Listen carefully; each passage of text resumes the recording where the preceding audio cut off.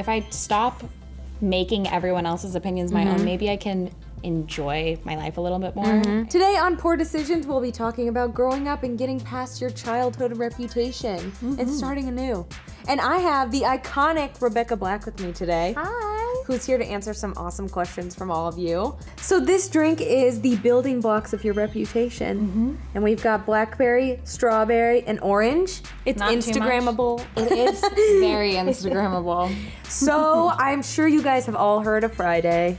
You've heard of Friday. No, actually, I have no idea what you're, yeah, of course. And we've all kind of had that phase where we're younger, we're a little more awkward, and I feel like when we grow up, it can sometimes be hard to get people past that stage and kind of look forward, and they always kind of see you as one certain type of person. So I feel like you're a great person to talk to about this because your new single is fire. It's not called Fire, but it's really good. Thank you. Thank you. And I feel like you've handled everything so amazingly and awesome, and I think, what? I do. I was so young and trying to figure myself out, and for me, Friday was a way to like do something fun and do something creative. And so of course to have the reaction it had be just so extreme. Me as a 13-year-old, I had no idea what to do with myself. Right. It hasn't always been like, all right, I'm just gonna keep going and keep doing it and everything's great. Right. It makes you have your positive moments and your not so positive. Yeah. And everybody's awkward when they're 13. Everybody. Okay, so let's get into the questions. Okay. So the first question is, I'm in high school now, but I don't want everyone to keep seeing me as an insecure third grader. How do I change people's minds? Gosh. I just remember every year at the beginning of the school year, I'd be like, I'm gonna get my hair cut and have a new look, and everyone's gonna see me as a different person, you know? I went through the exact same thing. I remember going back into high school and being like, I am gonna be a new person. One year I had extensions, one year I cut it all off, I dyed, and I would walk in the first day, but then immediately, it's so hard to keep up that confidence because everybody wants to feel cool and look cool because they think everyone else has their shit together, but no one does. Right. We're all kind of dealing with it in our own way. Yeah. That makes me feel a little better. Yeah, I think so too. And it's like, I was like, this is gonna come off bad, but like I was so into thinking that everybody was caring about me in real life. They were really just kind of caring about themselves. You know what like you said. And it's just like everybody feels awkward and weird, especially going into high school and leaving behind middle school because nobody is cool in middle school. No. Like maybe that one girl, but even her. Yeah. No. Can't believe everything you see. People definitely see confidence, I feel like. And when it's radiating, they're like, whoa, like what's with your look? And yeah, it's you just can like, feel it. Yeah. Without actually having to look this, beautiful thing that you think you have to achieve. There is an element of just feeling it. And honestly, sometimes I've gone into rooms where I've just had to kind of fake it till I make it. That helps me. Yeah. Fake it till you make it. Not always the best. Yeah. Not always, but I think you'll be surprised from like faking it. You'll be like, actually. I could actually feel this. Yeah. I could get used to this. Yeah. Then you'll start to actually believe it. So the next question is, I did the most embarrassing thing last school year. How do I have everyone just move past it this year? I think we all do things that may be the most embarrassing thing in the world, and we think everyone is still thinking about it when they're not. And you know what Taylor Swift says, another day, another drama, you know? Yeah. People, something else is gonna happen, honestly. Not from you necessarily, but there will always be some new drama in the school everyone wants to talk about, and I think maybe just don't reference it or, bring it up. One time I jumped off the stage of a school play on accident. And nobody remembered it the next year. Wonderful.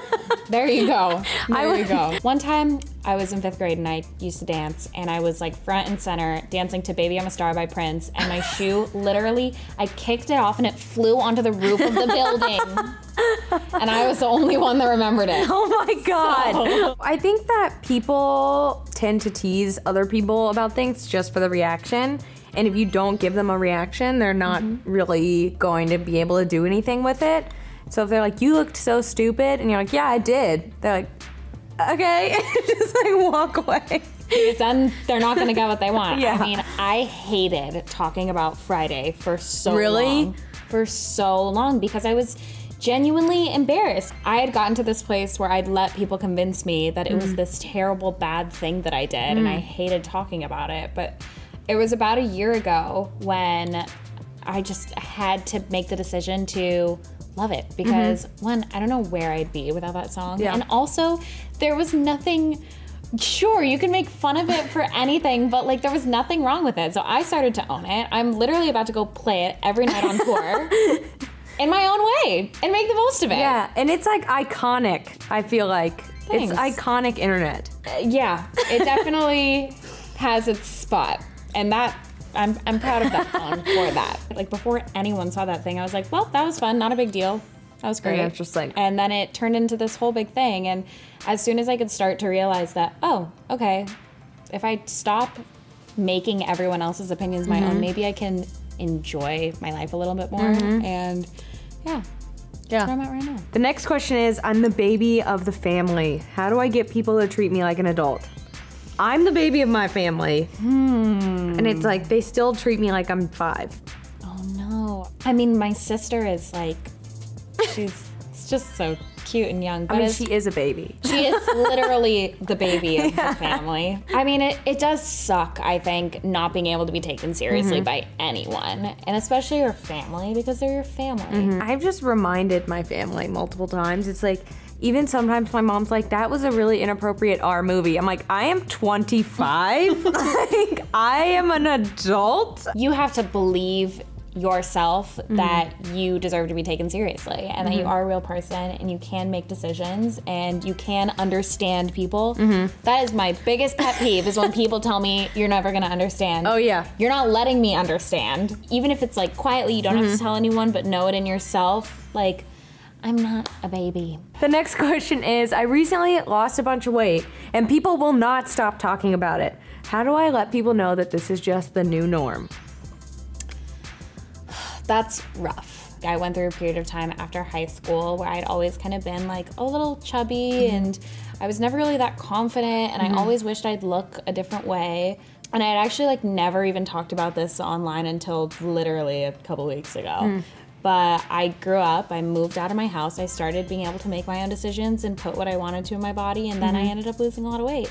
And it was great because I finally started to feel good about myself and could actually wear clothes that I wanted to wear just because I felt better.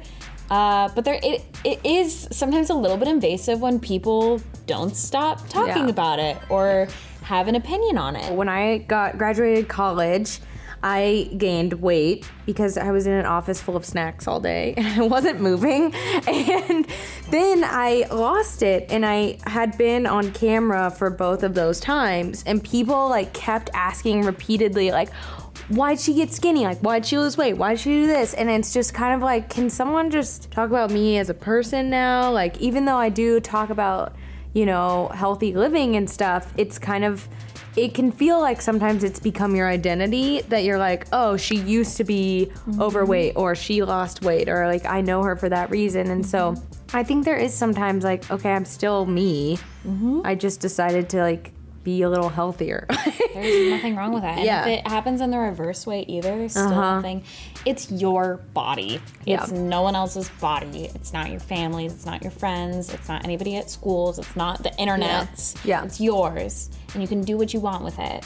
I would encourage you to be nice to it. And if you don't want to talk about it at all, don't talk about it at all. Yeah, you do have that right to just be like, you know, it was just a personal decision, and That was it. I used to be the mean girl in school. How do I let people know that I've turned a new leaf and I am a new person? Apology is a really powerful thing, and it's a hard thing to do. Apologizing for anything you've done where you have to own up for it sucks. Actions speak so much louder than words. And I think you have to be patient with people if they can't forgive you for things.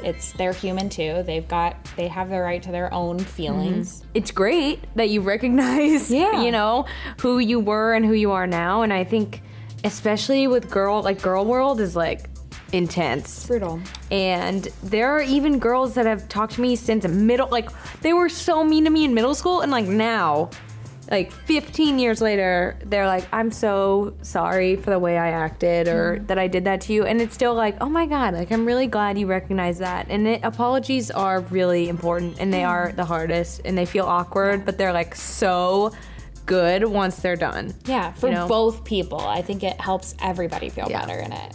And I think it's probably better than being too scared to say anything at all and not saying anything at all. Yeah. And just pretending like everything's fine. Yeah, that's not gonna work. Yeah. The next question is, I used to be embarrassingly emo. I'm not ashamed of it, but let's just say I never want people to see these pictures again. Should I just own up to it or just not really talk about it? I did write this question. Because I feel like this is a big thing that happens when we're in middle school and we feel moody. We go one of two ways. You either go like this preppy way or you go this like emo way. And I was that. You either can be embarrassed about it or just own it and love it and talk about it. And that's kind of what I do now. And it's like, look at 12-year-old me. Like I had side bangs and I thought like I was the most important person in the world. You know what I mean? Like, that's part of being 12 years old. I know. I went through a period of time where all I did was wear huge earrings. Like, and hello, it stuck. Like I still wear them. And there was a part of me that had the side bangs, had the front bangs, did the pink hair, did whatever it was. But like I was a kid. Yeah. It's kind of fun to like figure out who you are, honestly. Yeah. I do miss that a little bit. I know. That's why I'm in plastic pants.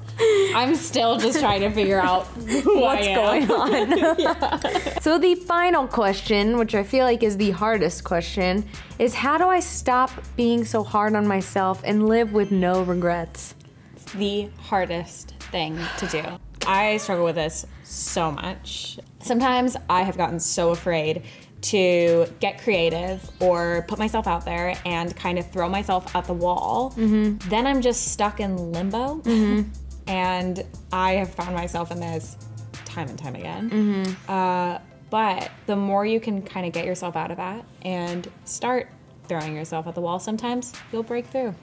And sometimes you will fall on your face, and that's what happens, and that's how you learn. The times that I have been most successful in life have been the times where it's the biggest risk. Yeah. And if you don't do things that you're not afraid of doing or really like facing a challenge, you're really not living. You're not. Life is never gonna hand you something that you actually legitimately can't handle. Even if it's falling, again, so hard on your face that you break the floor. You're gonna be able to get through it. You're gonna be able to do it. You just have to. It's when you get stuck in the mindset of, oh my God, I'm such a mess up, I'm such a failure, that you get put in limbo. So there's nothing better than a feeling of when you've overcome a fear. Yeah. So you become a little unstoppable, I think. Yeah. Thank you so much for joining in this building blocks of life. I'm gonna take this to go. Yeah. Please check out Rebecca Black's new single. It's amazing. I saw it on your YouTube channel. Yeah, Heart Full of Scars. Music video just came out. And by the way, I just put out an EP. It's called Rebel. Okay. Heart Full of Scars is on it and a bunch of other stuff. Perfect. So go look Please check it out. And please check out all of her socials. And you can check me out at Candace Lowry on YouTube, Candy Lowry on Instagram, and the Candace Lowry on Twitter. Please subscribe to Popsugar Girls Guide. Let us know in the comments how you like this video. If you didn't, that's weird. If you guys have some embarrassing stories, if you guys were emo, let me know. Oh God, I'd love to know too. Yeah. Or if you were preppy like me. Oh yeah. We'll see you guys next time. Bye.